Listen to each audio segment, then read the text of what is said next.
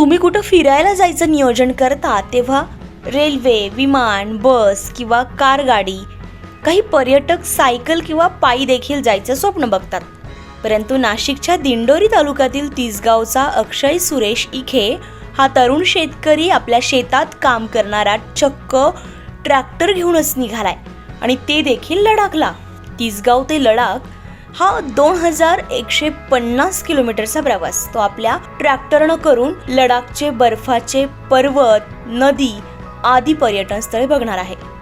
अक्षय इखे हा अनेक दिवसांपासून इंस्टाग्रामवर रील्स देखील बनवत असतो. तसेच द्राक्ष, टोमॅटो, कांदा ही शेती देखील करत असतो. शेती करत असताना काहीतरी नवीन करायचं स्वप्न तो बघत होता. त्यानं ठरवलं की महाराष्ट्रातून दुसऱ्या राज्यात ट्रॅक्टरनं कुठेतरी दूर फिरायला जायचं आणि ठरलं की आपला शेतातील मित्र म्हणजेच ट्रॅक्टर घेऊनच अक्षय लडाखला आज निघालाय.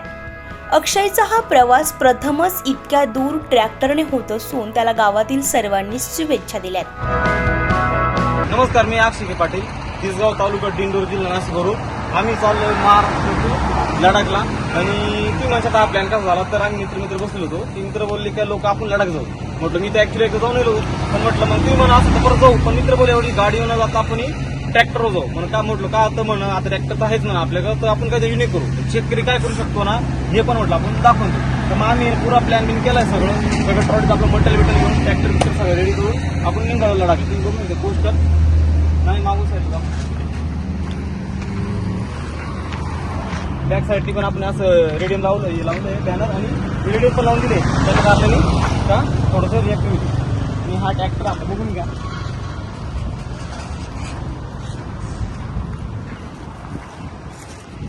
हा आपला 50 इंच ट्रॅक्टर आहे. हा पण हा घेऊन चाललोय यूज फायरचा कंपनी ट्रॅक्टर हा आपण घेऊन चाललोय लडाखसाठी.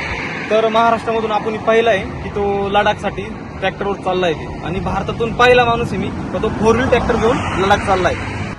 24 लाईव्ह महाराष्ट्र न्यूज साठी नितीन बस्ते, दिंडोरी.